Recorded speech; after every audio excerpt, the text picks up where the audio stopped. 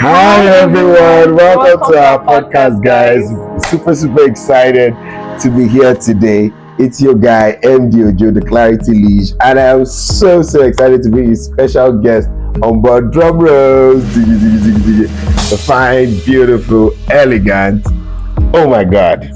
All right, yeah, she doesn't like public display of affection. So, anyways, welcome. My beautiful wife is here, and today we're going to be talking about conviction, living purposefully, living intentionally. And in this our generation, right? Yeah. We see a lot of people that are driven by the crowd, driven by what everybody's saying, driven by pressure, driven by what is trendy, what is pop, what is culture, right? And so, as much as we say it doesn't bear much meaning in terms of application, how we can live intentionally. So you think about the word living intentionally, living by purpose, living by conviction. What comes to your mind? Can you just share with us what you think about that? Thank you. So I believe that living intentionally simply means living by purpose, being purpose driven. I also feel that why people usually would go through the space, follow people, do what they are doing is because they truly don't even know who they are, to be fair. So if you don't know who you are, how then can you know what you're here for? Fantastic. Like, you've been saving lives since 1980 something. Like, how can you live purposefully if you don't even know who you are? I think that's the foundation of everything, your identity. And that's one of the things we talk about in Clarity Hub. One of the Clarity models is knowing your why, which is your identity, who you are, right? At the surface of everything, what drives you is who you are. And that creates scope, that creates boundaries. So since you've opened a very interesting area and we are diving into who we are, right? What are the things that make us who we are? For me, like, there are a lot of factors that we can think about. And I just wanted to share from your perspective, what are the things that at the base of it makes us who we are or helps us define who we are? Okay, so I feel that, like you said, there are a lot of scopes around it.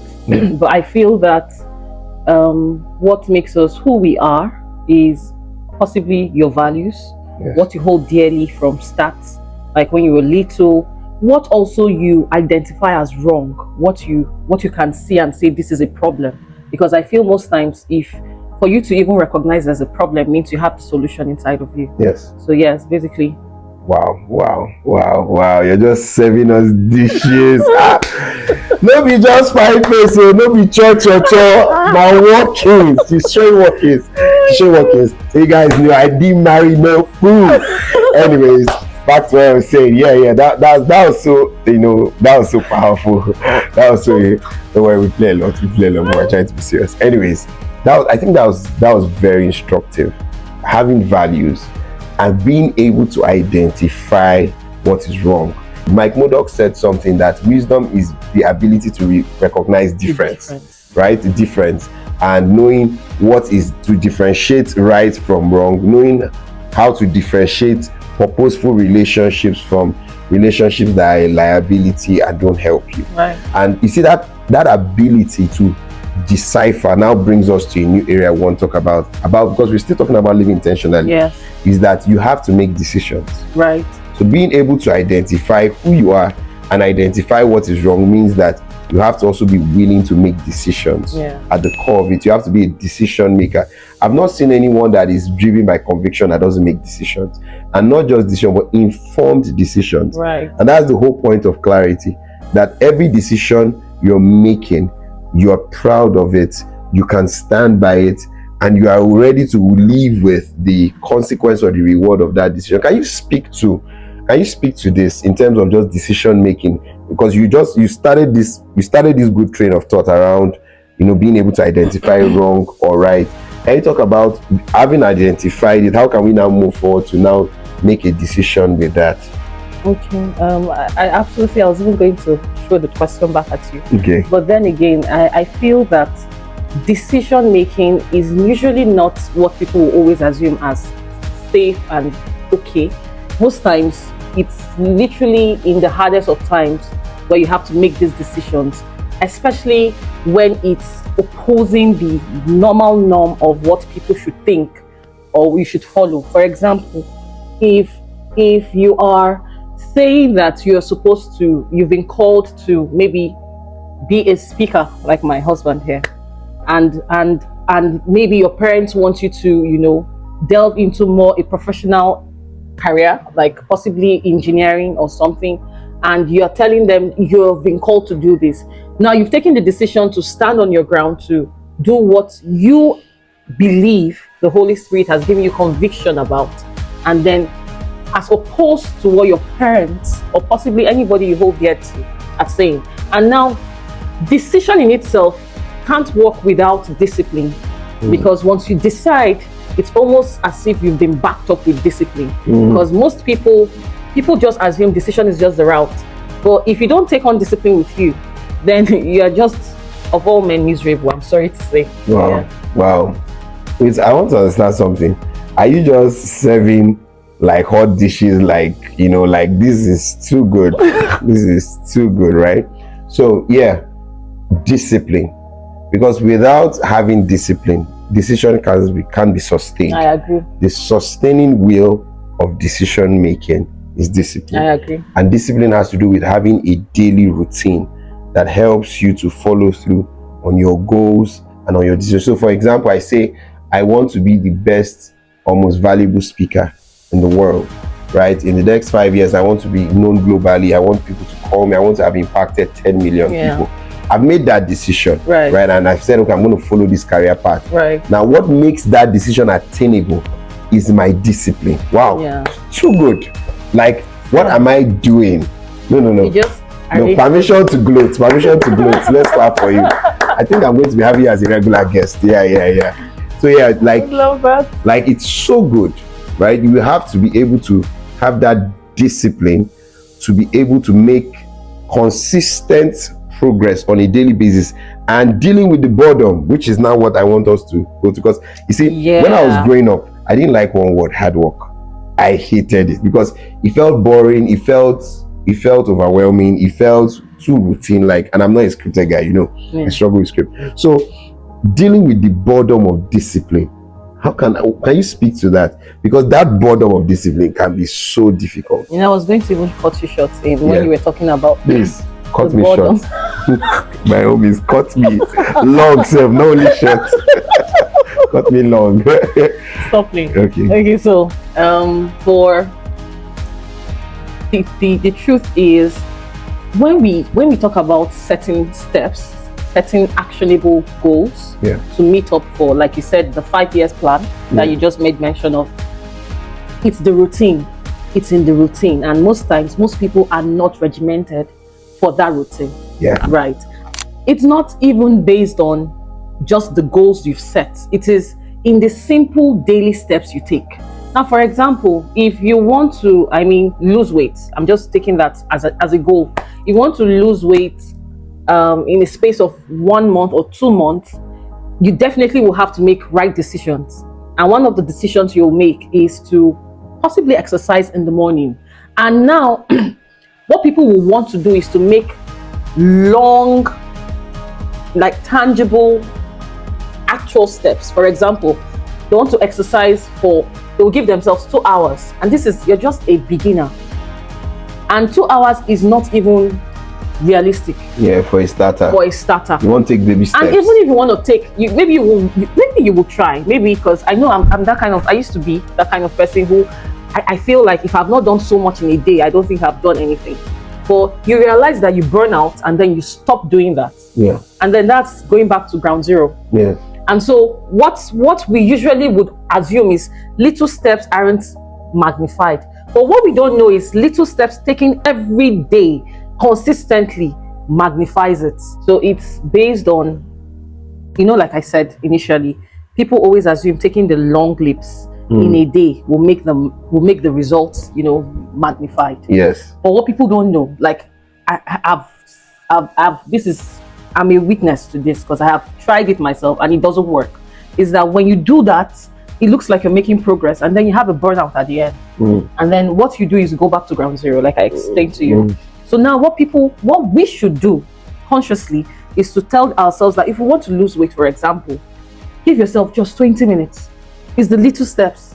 Little. It doesn't have to be 1 hour. It doesn't have to be 30. It doesn't have to be till you feel like your bones are, have gone through the rigorous work. But just give yourself that consistent 20 minutes every day. Yeah. Babe, I want to ask you. Yeah. Imagine who would you see as someone who is ruled by discipline? A person who says, in the space of 1 month, I want to lose weight, and starts big time, like each day 1 hour, and then stops in 10 days. And then someone who says, I want to lose weight, and does it consistently for just 15 minutes a day, and then keeps up till the 31st day of the month. Who do you think is ruled by? Definitely the latter. The person that used a smaller amount of time but was more consistent over the period. And then who do you think the results would show? Definitely the person that stayed through with the process, with 20 minutes for 31 so days. he explains it. It's the little steps. We shouldn't over magnify. We shouldn't create a story or be dramatic about it. It's just the little steps. If you want to read a book, start with 2 chapters. If you haven't read a book in a while, start with 2 chapters. I mean 2 pages. Yeah, 2 pages. 2 chapters. Like okay, yeah, 2 pages, because on 2 chapters, a chapter might be like 20 pages. Okay, well, 30 pages. Well, I actually meant 2 chapters, but then again, let me just you can start with 1 chapter. Yes. A chapter, or possibly 8 pages, like you said. So maybe 5 pages, 10 pages. Yeah. Just what will take you through. The idea of it is in the consistency that you birth forth mastery. Let's press it P there. It's in the consistency that you gain mastery. They're just dropping gems. Wow. This podcast is loaded. So you said another thing that's very powerful: mastery, gaining mastery, because that's the ultimate, penultimate, or the echelon of discipline. Right. Is that you follow discipline. Remember, we started from intentionality to making decisions, to becoming disciplined, and then now we're talking about gaining mastery. Because what happens is that as you are disciplined, you eventually gain mastery. But there's something very instructive that you said, that being disciplined is not about making a monumental noise or taking a long leap and then dissipating that energy, which is what most of us want to do. We think, oh, if I do 10 hours or I read a book for 10 hours and I don't read for the whole 3 months or 1 month, I'll be fine. As opposed to someone that reads maybe 5 pages but reads over a period of 1 month, is more likely to finish a book and read more books and probably finish 10 books, if not more, at the end of the year, right? But most importantly is that they are not just reading the book in isolation, is that they may gain mastery in something, because that's what distinguishes us at the end of the day. Not that we know something, but that we have mastery at it. That's the distinctive, because we are in a saturated world with saturated gifts, with saturated talent, and talent is not enough. What makes you exceptional is that you are a master of your talent. Right. People think they are masters of talent and there are people that just have talents. Yeah, that's a good place to clock it. I've been taken from the source, guys, right? But yeah, there's a master of talent, because for example, there are people that can sing. They are good at singing, but they are maestros in singing. They have this, and what differentiates them, like you've said, is the people that put in the discipline. But then discipline is not an abstract or a vague thing. Not at all. It's taking the daily steps to do the baby step, taking baby steps to do the simple things consistently that accumulate to the big things. May I even add simple, boring things? Simple, boring. But it was easy, everybody would do it. Right. Everybody would do it. And you have to cross the threshold. I remember this book by Outliers by Malcolm Gladwell, where he talked about that to gain mastery of anything, you realize that there was a common denominator. All of them put 10,000 hours in doing that thing consistently, that eventually made them become global and known all across the world. 10,000 hours. 10,000 hours. Now 10,000 hours of doing the same thing. That's massive. That's wild. That's wild. So wild. Like doing the same thing, boring thing, over and over and over again. Wow. But what do you think will make someone stay through the boredom, to continue repeating a step, repeating an action What do you think? What do you think is that strong factor that keeps someone through? Purpose driven. Mm. And always, always remembering your why. There's a reason why I married this lady.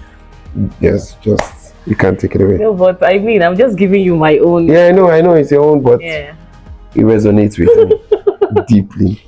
Your why. Yes. See, you just read my thoughts. Spirit begat spirit. Like, this was exactly what I wanted to say. Iron sharpened. Yes, and this iron is really sharpening us today. Thank you. Your why. Yeah. And we'll wrap up at this level of the conversation. Your why is it's a accumulation of your value, your conviction, your reason. Yes. Your purpose. Yes. Why you do what you do. Yes. That's what gets you through the tough phase, the burnouts, the boredom, the weariness. Babe, I was even going to add, how, when you want to start a business or when you have a business or an organization, people have vision statement, mission statement, core values. Everyone is supposed to have their vision statement, their core values, their mission statement. Yes. And if you haven't, I would like to advise you should come up with something, your vision statement for yourself, so that you can remember that's your why, your mission statement, your core values, so that at the end of the day, you're creating boundaries and creating a safe space for the right people to come into your space. Yeah. There you have it, guys. For me, I don't see any better takeaway from what she just said. Creating your own personalized core value, purpose statement, mission statement, and being able to now allow that define the scope and boundary or the quality of people you allow into your space that you attract and that you are attracted to. Yeah. Ladies and gentlemen, we've dropped a lot of stone. Ladies and gentlemen. Oh God, what is extra? How would that be extra? Look at you. Look at all the things you've been saying. Oh my God. All right, let's behave ourselves. So, anyways, till next time we meet you, we hope you have attained some clarity and you will take action. Take action to live intentionally. Take action to live purposefully. Till we come your way again. So.